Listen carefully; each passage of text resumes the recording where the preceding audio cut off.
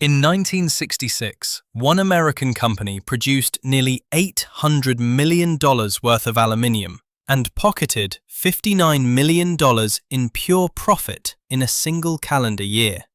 That company was Kaiser Aluminum, and it was only getting started.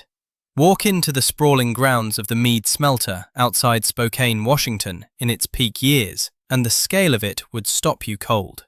Pot lines stretching the length of city blocks, the air thick with heat, with electricity, with the low hum of machinery that never stopped because it was never allowed to stop.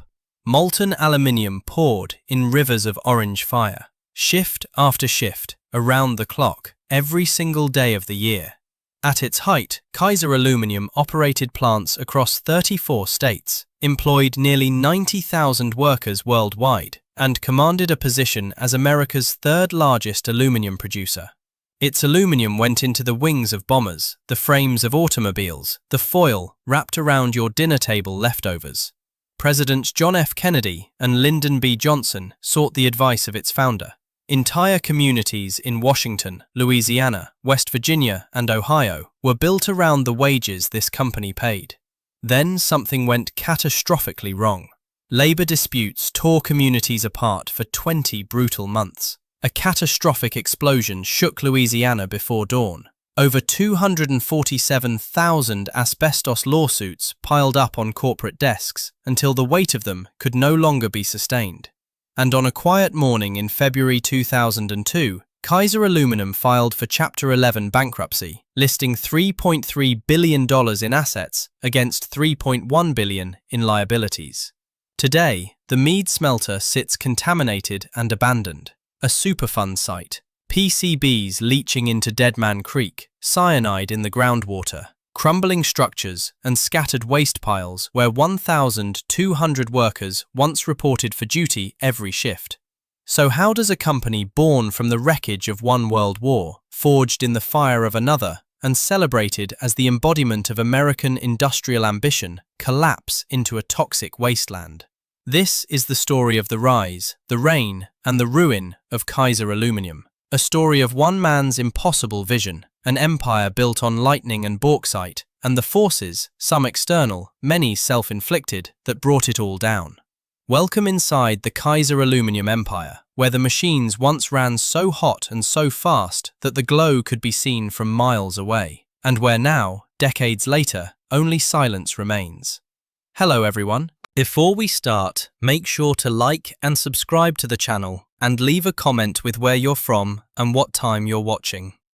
This story is one of the most extraordinary industrial rises and falls in American history, and we want to share it with as many people as possible.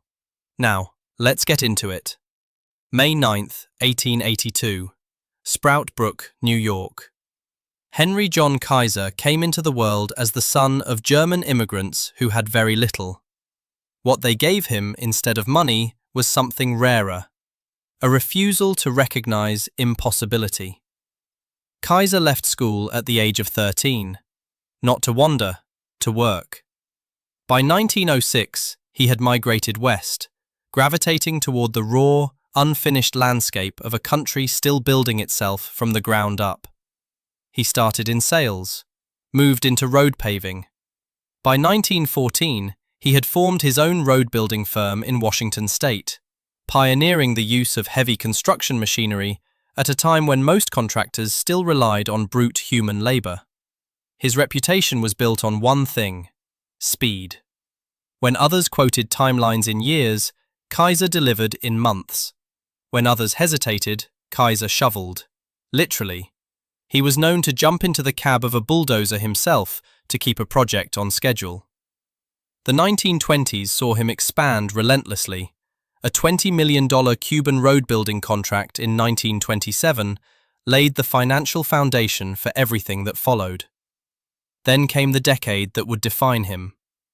In 1931, Kaiser joined the consortium of construction companies, later known as the Six Companies, that bid on and won the contract to build Hoover Dam on the Colorado River, then Bonneville Dam, then Grand Coulee Dam on the Columbia River.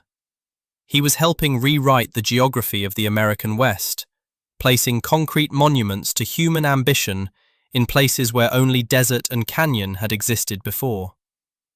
By the time the United States entered the Second World War in December 1941, Henry Kaiser was already one of the most powerful industrialists in the country. He pivoted immediately. 7 shipyards, assembly line production techniques borrowed from Henry Ford, but perfected for ocean-going vessels. His yards produced Liberty ships so fast that a completed hull could slide into the water in as few as 4.5 days. By the end of the war, Kaiser's yards had delivered 1,490 ships to the United States Maritime Commission. He was called "Hurry Up Henry."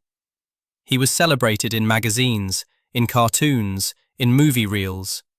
A working-class hero who had become a billionaire through sheer relentless motion. But the war was ending. The shipyards were winding down, and Henry Kaiser, at the age of 63, was already scanning the horizon for the next mountain to climb. He found it in a silvery, lightweight metal that the American military had just consumed in enormous quantities, and that the post-war civilian economy was about to demand in volumes nobody had yet imagined. He was going into aluminium, and the experts said he would fail. April 1st, 1946, Washington State. The date was not chosen by Kaiser, but the aluminium industry veterans who had watched his announcement could not help noting the irony. On April Fool's Day, the man who had built dams and 1,000 ships was entering a specialized, technically demanding business that required rare expertise, advanced metallurgical knowledge, and enormous amounts of cheap electricity. He had none of the first two, and was betting everything on access to the third. When a colleague reminded Kaiser that Rome wasn't built in a day, Kaiser replied with complete seriousness, "I don't know about that. I wasn't working on that job." He was not joking. The opportunity that Kaiser seized was a direct consequence of one of the most significant antitrust actions in American industrial history.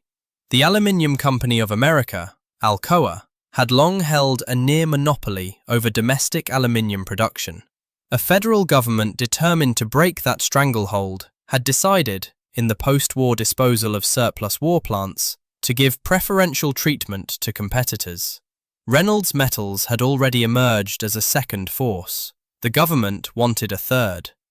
On February 28, 1946, Kaiser received the right to lease the smelter at Mead, Washington, and the rolling mill at Trentwood, also in Washington state. The Trentwood facility, built by the federal government in 1942 to produce sheet aluminum for wartime aircraft, including the B-17 bomber and the P-51 fighter, had been operated during the war by Alcoa itself.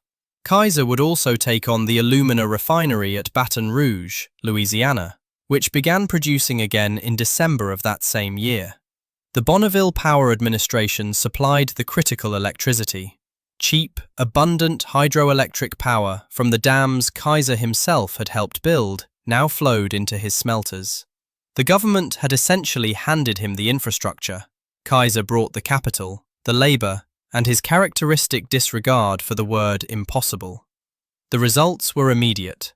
In the first year of operations, the Mead plant turned out nearly 110 million pounds of aluminum. That number would grow. It would keep growing. In December 1946, Kaiser purchased the Tacoma smelter outright for $3 million. By 1948, he had added a rod and wire mill in Newark, Ohio. The empire was not yet an empire, but the foundation had been poured, and Henry Kaiser was just getting started. He had built dams that would last 1,000 years. He intended for this to last even longer.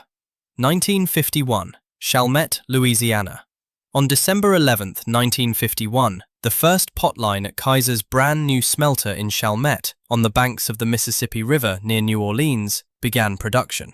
The announcement was timed deliberately. The Korean War had erupted in 1950, and the United States government was once again experiencing a deficit in aluminum availability for military purposes. Washington actively encouraged Kaiser to expand. He did not require encouragement. The Chalmette facility had been planned with 4 pot lines and a capacity of 100,000 annual tons of aluminum. Before construction was even complete, Kaiser doubled it. 8 pot lines, eventually 9, a total projected capacity of £400 million per year when fully built out. The capital investment at Chalmette alone approached $45 million. To supply Chalmette with alumina, the Baton Rouge refinery had to be expanded. To supply Baton Rouge with bauxite, Kaiser needed a mining operation. He built one in Jamaica. In February 1953, the first shipment of 10,000 tons of Jamaican bauxite left Port Kaiser, a facility Kaiser had constructed, connected to his mine by a 19,000-acre mining claim and a privately built railroad. The entire Jamaican operation cost $12 million. It would feed the refineries, which would feed the smelters, which would feed the rolling mills, which would feed the American economy. This was vertical integration on a scale that very few companies in American history had attempted. Kaiser Aluminum now controlled the full chain of production. Bauxite in the ground in Jamaica, alumina refinement in Louisiana, smelting in Washington and Louisiana, fabrication across the eastern seaboard. By the early 1950s, the company's combined primary aluminum production capacity represented 28% of total national output. In March 1951, Kaiser leased an extrusion plant at Halethorpe, Maryland. In August 1954, plans were announced for a fully integrated rolling mill at Ravenswood, West Virginia, on the Ohio River. A 40-year contract for 450,000 kilowatts of coal-generated electricity from Ohio Power Company was arranged. By 1958, Ravenswood was running around the clock. By 1953, Kaiser's primary aluminum production accounted for more than 25% of total United States output. In a decade, a man with no aluminum experience had built the 3rd largest aluminum producer in the nation. The problem was not getting big enough. The problem was whether he could stay there once the world started changing around him. 1966, Oakland, California, Kaiser Industries headquarters. This was the year Henry Kaiser's aluminum empire reached its peak. Revenue of $781 million, profit of $59 million. Figures that, by the mid-1960s, placed Kaiser Aluminum among the 50 largest American companies, larger than Eastman Kodak, larger than Coca-Cola, by combined revenue across the Kaiser Industrial Group. The post-war American economy had been extraordinarily kind to aluminum. The baby boom created demand for consumer goods that required lightweight, durable materials. The automotive industry, rapidly expanding through the 1950s and 60s, incorporated aluminum into an ever wider range of components. The commercial aviation industry, entering its jet age, was consuming aluminum by the hundreds of millions of pounds annually. Every Boeing aircraft taking off from Seattle had aluminum from Trentwood in its skin. Kaiser's Washington state operations were the backbone of this success. The Mead smelter and the Trentwood rolling mill together employed more than 2,000 workers in Spokane County. Generations of families built their lives around those paychecks. A job at Kaiser was not just employment, it was security, it was identity. Workers' children grew up knowing they had a place waiting for them if they wanted it. Trentwood employees earned wages that allowed them to own homes, take vacations, send children to university. By the late 1960s, Kaiser had expanded its reach to 196 plants across more than 34 states, roughly 90,000 employees worldwide. In 1967, company sales surpassed $2 billion for the first time. The Kaiser International Division, established in the late 1950s with offices in Zurich, London and Buenos Aires, had negotiated plant purchases and construction agreements across London, South America, Central America and Spain. Kaiser himself had become something beyond a businessman. Presidents sought his counsel. In 1957, he had partnered with Warner Brothers and ABC to sponsor the television series Maverick, introducing Kaiser aluminum foil to living rooms across the country. His name was on hospitals, on a healthcare organization that would eventually become the largest HMO in the nation, on bridges and dams and highways that still carry traffic today. Henry Kaiser died on August 24, 1967. He was 85 years old, still working 12-hour days. His aluminum company was at the height of its power. What nobody paused to examine, what nobody wanted to examine, were the quiet signals that the golden decade was already producing its own seeds of eventual collapse. If you're finding this story fascinating, please hit that like button and subscribe to the channel. It really helps us continue bringing you these deep dives into history. We're just getting to the part where everything starts to shift, and trust me, you will not want to miss what comes next. 1959. Multiple Kaiser Aluminum facilities, United States. In 1959, Kaiser Aluminum began producing asbestos-based products, refractory materials, insulation, construction components. The mineral was everywhere in mid-20th century American industry, valued for its extraordinary heat resistance and structural durability. For an aluminum company whose operations involved temperatures of 1700 to 2000 degrees Fahrenheit, asbestos seemed almost purpose-built for their needs. Kaiser used it extensively throughout its plants. It was in the pipes, it was in the walls, it was in the air. By the end of 1978, Kaiser had stopped using asbestos. The evidence of its toxicity had mounted through the 1960s and 70s to the point that no serious industrial operator could claim ignorance. Kaiser formally discontinued the practice, but the damage that had already been done to its workers, men and women who had breathed asbestos fibers for years, decades, would not manifest in diagnosis for many more years. That was the cruel nature of mesothelioma and asbestos-related lung disease. They could lie dormant in the body for 20, 30, even 40 years before becoming symptomatic. In the late 1970s, the first lawsuits began arriving. Men who had worked Kaiser production floors throughout the 1960s, who had installed asbestos insulation and worked near asbestos-laden pipes, were now being diagnosed with terminal cancers. John Henderson, who had worked in industrial plants from 1968 to 2000, and arrived at a Washington court in 2001 with a mesothelioma diagnosis, was awarded more than $2.5 million in damages. Julius Egan, a Kaiser welder who had developed mesothelioma, received a jury award after testifying that his exposure came from asbestos dust created in a carpenter's shop adjacent to his work area. These were not isolated cases. By 2002, Kaiser Aluminum had faced approximately 247,000 asbestos-related lawsuits. 247,000. The legal costs of defending against that volume of claims, combined with settlement obligations, had grown into a liability so massive it could no longer be absorbed by normal operations. The company had used asbestos for 19 years, between 1959 and 1978. The consequences would pursue it for the next 5 decades and beyond, ultimately contributing, alongside other catastrophic failures, to the company's total financial implosion.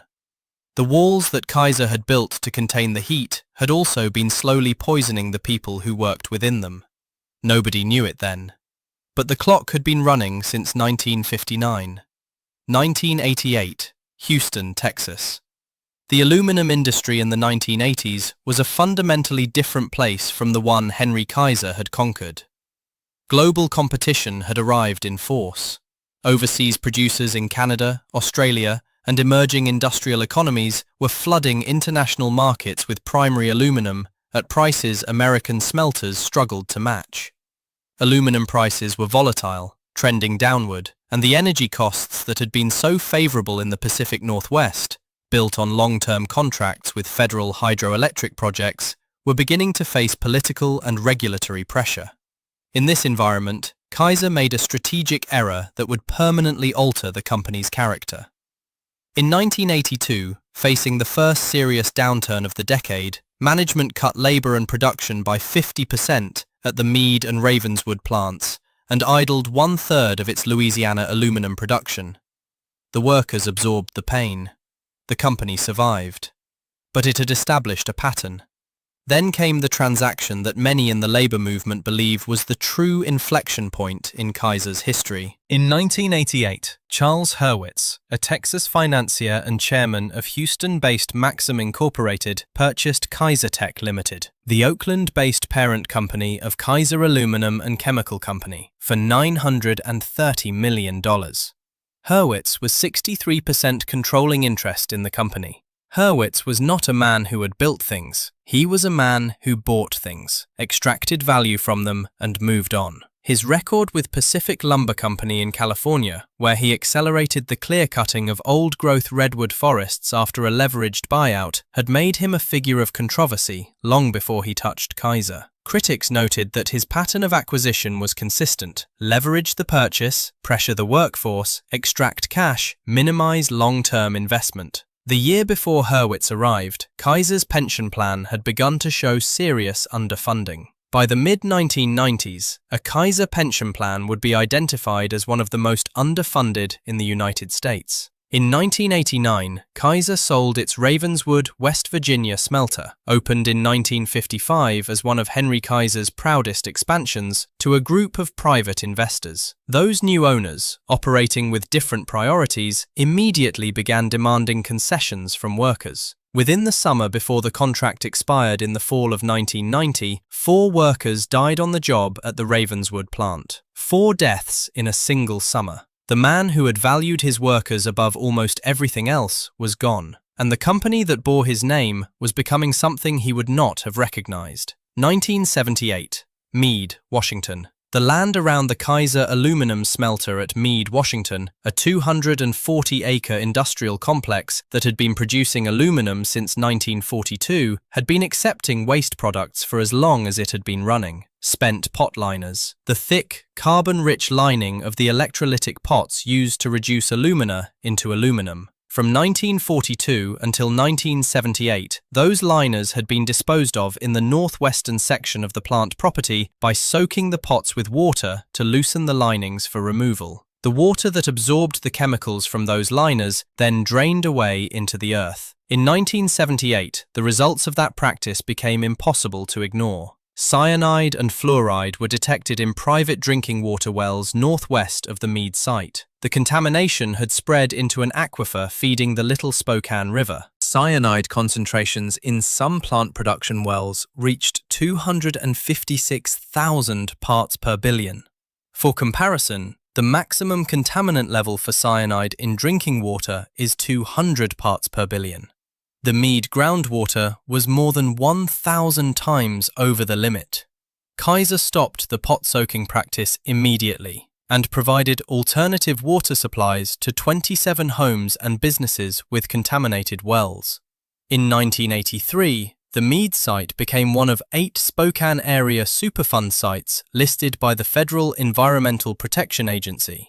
Kaiser began shipping spent pot liner to a licensed hazardous waste landfill in Arlington, Oregon.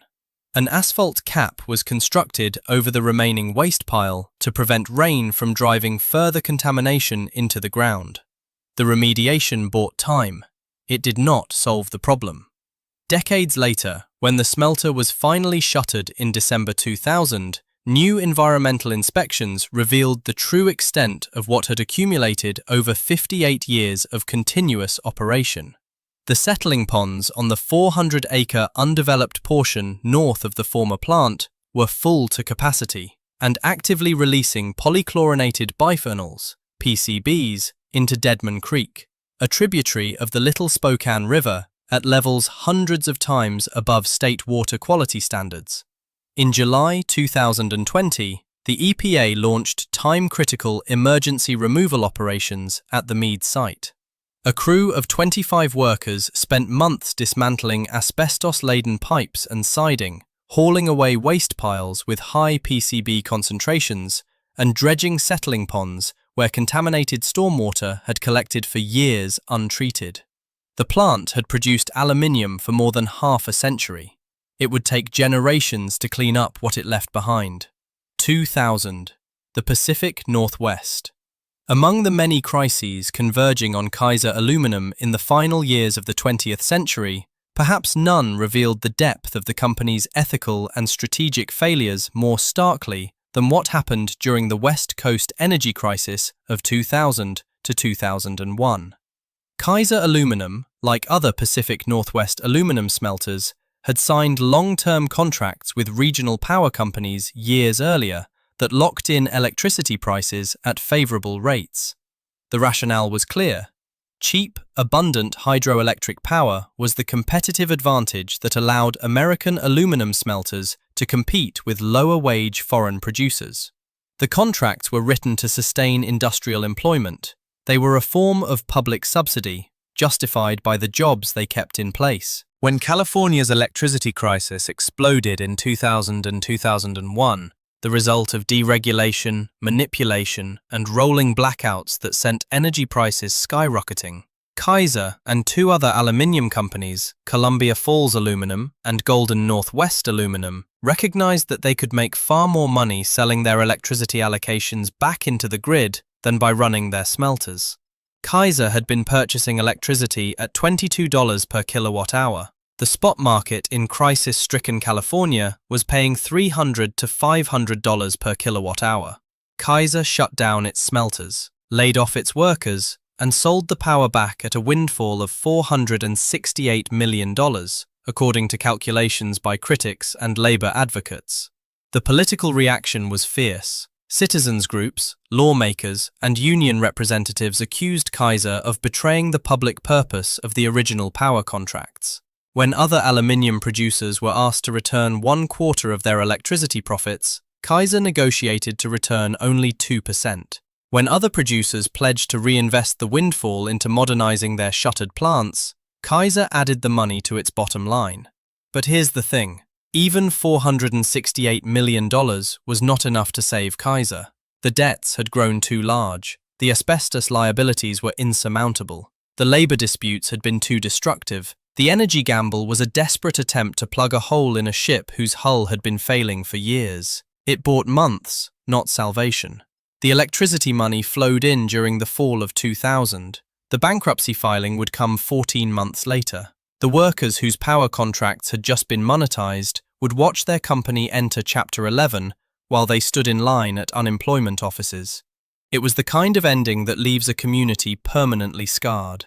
September 30th, 1998, Spokane, Washington. It began with trailers.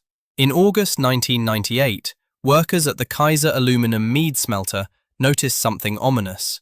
Portable trailers were being positioned around the plant perimeter. Security cameras were being added. Fencing reinforced.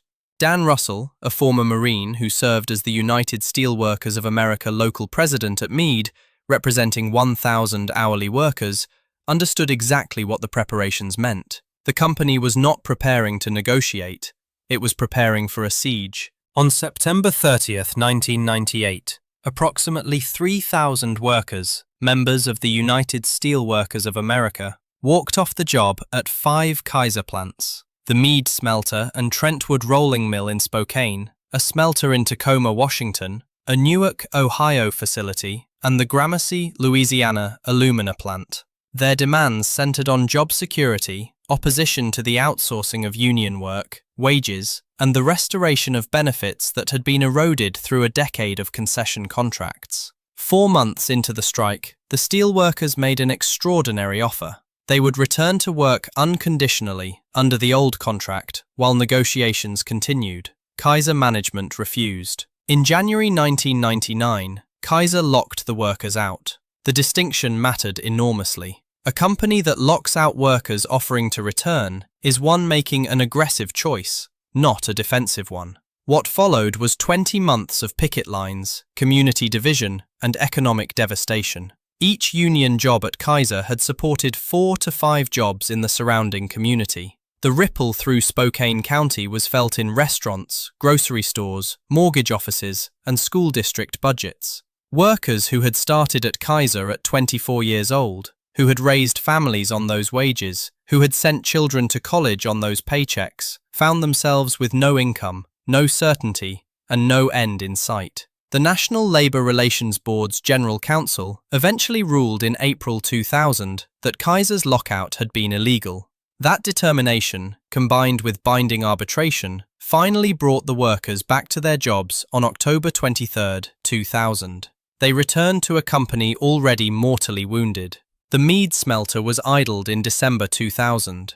Over 1,200 jobs in Spokane gone. An estimated $750 million extracted from the local economy. The arbitration victory felt, to many, like winning a battle in the final minutes of a war already lost. The return to work was not an ending. It was the beginning of the final chapter. We're halfway through this incredible story. If you're enjoying it, don't forget to like and subscribe. Your support means everything. What we're about to cover, the explosion, the bankruptcy, and what became of those silent factory grounds, is the most dramatic part of this entire saga. July 5th, 1999. Gramercy, Louisiana. 5:17 in the morning. The Gramercy Works facility, Kaiser Aluminum's alumina refinery on Airline Highway in St. James Parish, Louisiana, had been in operation since 1958. It processed bauxite, imported from Jamaica, into alumina, the oxide of aluminum that feeds the smelting process.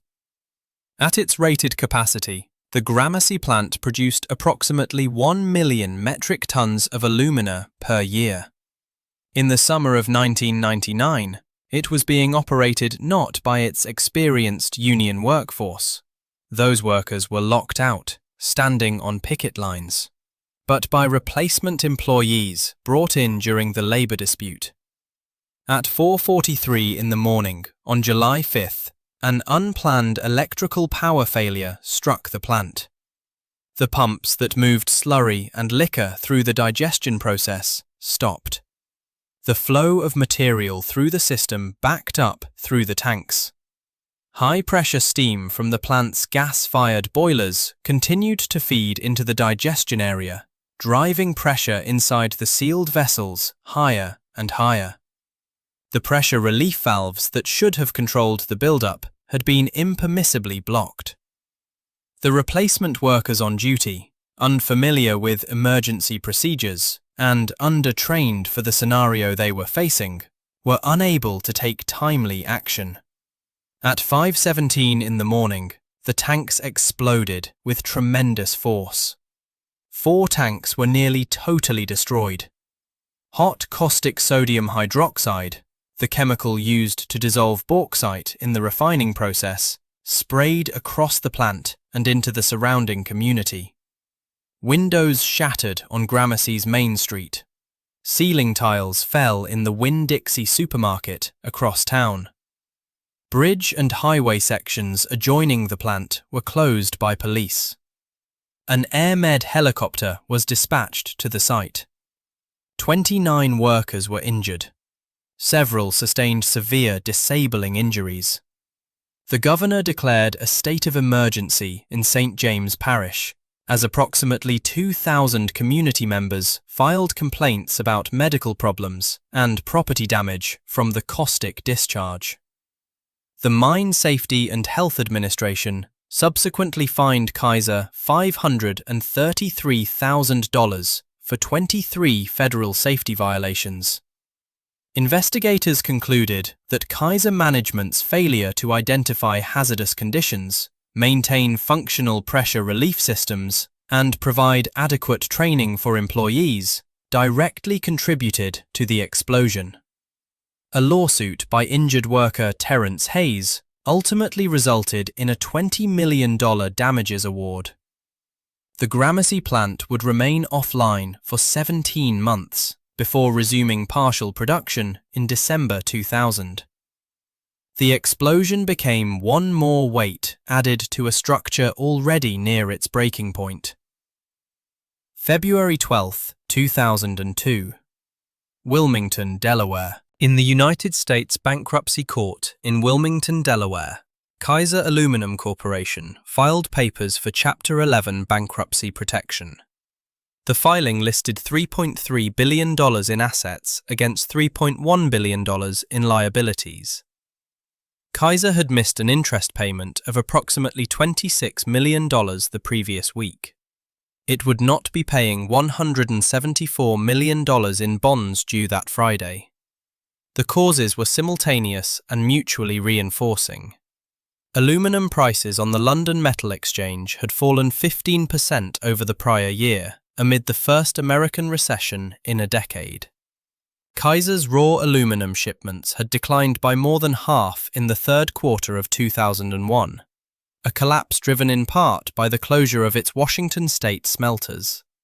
The company was carrying massive debt from its Maxam acquisition in 1988, layered with mounting pension obligations, accumulating retiree healthcare costs, and the now insurmountable wall of asbestos lawsuits.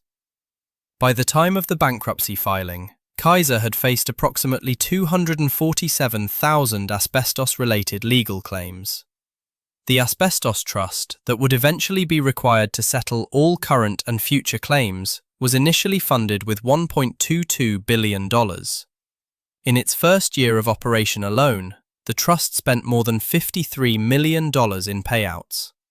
The payment percentage for successful claims, what each claimant actually received of their awarded judgment, was eventually set at 10.6 cents on the dollar.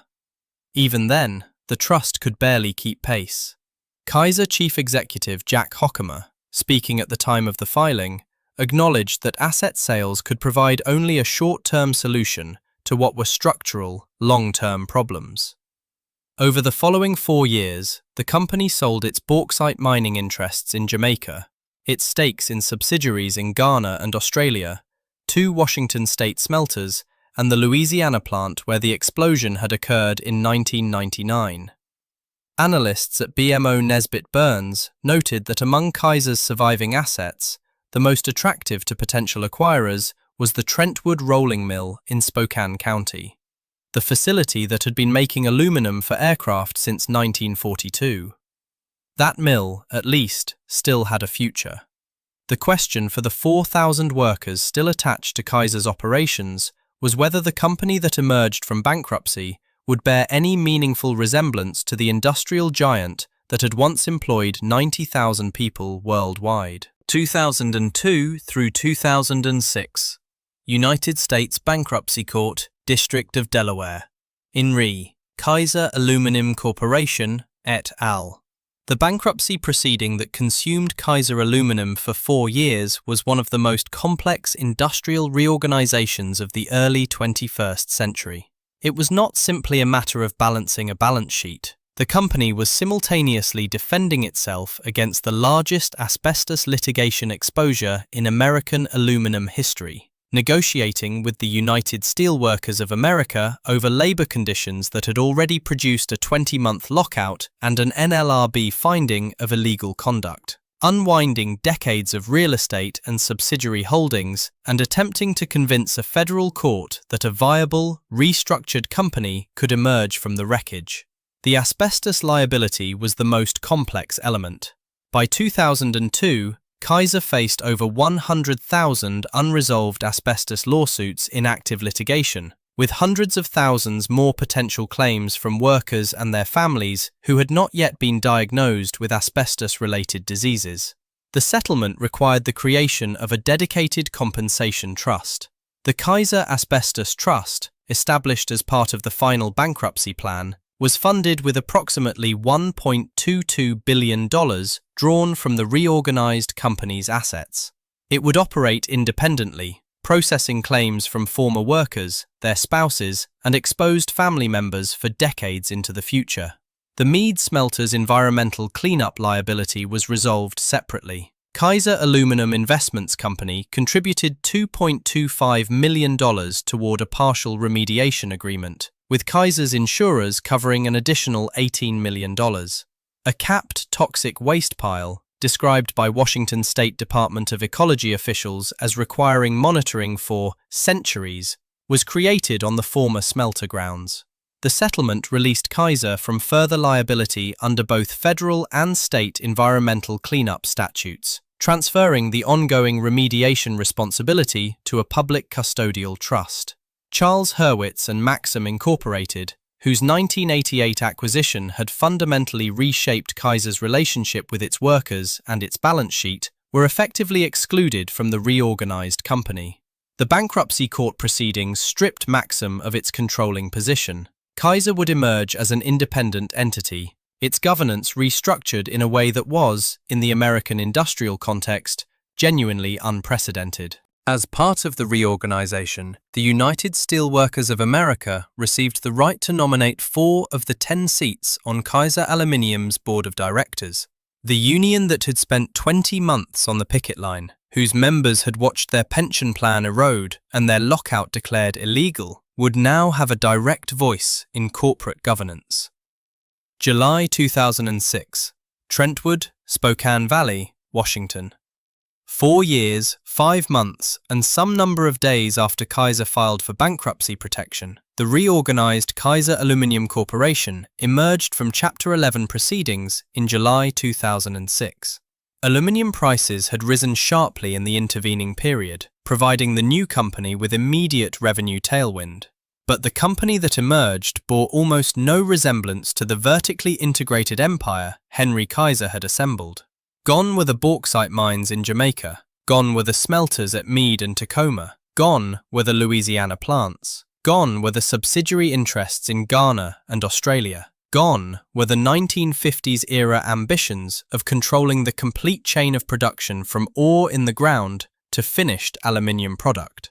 What remained was a collection of 12 fabricating plants, facilities that took aluminium and shaped it into specialized, high-value products for demanding industrial customers. The crown jewel was Trentwood, the Spokane Valley rolling mill that had been producing aluminium for aircraft since 1942, was the single most valuable asset the new Kaiser possessed. In 2005, the company began a $240 million overhaul of the facility. It adopted lean manufacturing principles, reducing waste and increasing efficiency. It abandoned the highly competitive beverage can sheet market, where global overcapacity made profitability nearly impossible, and focused instead on aerospace-grade aluminum plate, heat-treated, highly engineered material for aircraft structures, demanding applications in the defense industry, and vacuum chambers for semiconductor manufacturing. About 900 to 950 workers now employed at Trentwood, far fewer than the 2,100 who had worked at Kaiser's Spokane facilities before the strike. But those workers were earning $60,000 on average in hourly wages, with a union that now held board seats. The relationship between labor and management, described by Union President Dan Wilson as resembling the aftermath of the Civil War in its divisiveness during the dispute, had been rebuilt into something that both sides described as a genuine partnership. The red Kaiser Aluminum sign at Trentwood, an illuminated fixture in Spokane Valley for nearly 6 decades, still glows. In 2021, Kaiser acquired the former Alcoa Warwick aluminium facility in Newburgh, Indiana, renaming it Kaiser Warwick and re-entering the North American aluminium packaging market. But the Mead smelter, the original plant, the heart of the Pacific Northwest operation, sits contaminated and silent. And some wounds do not fully heal. Return to Mead, Washington, today. Stand at the perimeter fence of the former Kaiser Aluminum smelter at Mead and look at what remains. Crumbling structures, scattered piles of material that required federal emergency response teams to remove, settling ponds that spent decades releasing toxic compounds into a tributary of the Little Spokane River, an asphalt cap covering a buried waste pile that regulators say must be monitored not for years, not for decades, but for centuries. This was once one of the most productive industrial sites in the Pacific Northwest. It produced aluminium through 2 world wars, through the Korean conflict, through the Cold War buildup, through the age of commercial aviation. 1,200 people reported here for work, every shift, every day. If you drive past the site today, you see no workers, no glow of molten metal, no exhaust rising from stacks. Just the silence that follows when an industrial civilization packs up and leaves without properly cleaning the room. 3 lessons live in this silence, and they are worth sitting with. The first lesson is about what happens when ownership loses its relationship to purpose. Henry Kaiser built his aluminium empire with a philosophy that treated workers as partners in production. He was not a saint. The concession contracts of the 1980s suggest the cracks were appearing even before Hurwitz arrived. But when Maxim purchased Kaiser in 1988 for $930 million, the purpose of the enterprise shifted from production to extraction. The goal became not building the best aluminium company in the world, but maximizing short-term returns for the acquiring entity. When ownership treats an industrial enterprise as an asset to be liquidated rather than an institution to be sustained, the communities built around that enterprise become collateral damage. Spokane lost 1,200 jobs and an estimated $750 million from its local economy. Those are not numbers. Those were lives.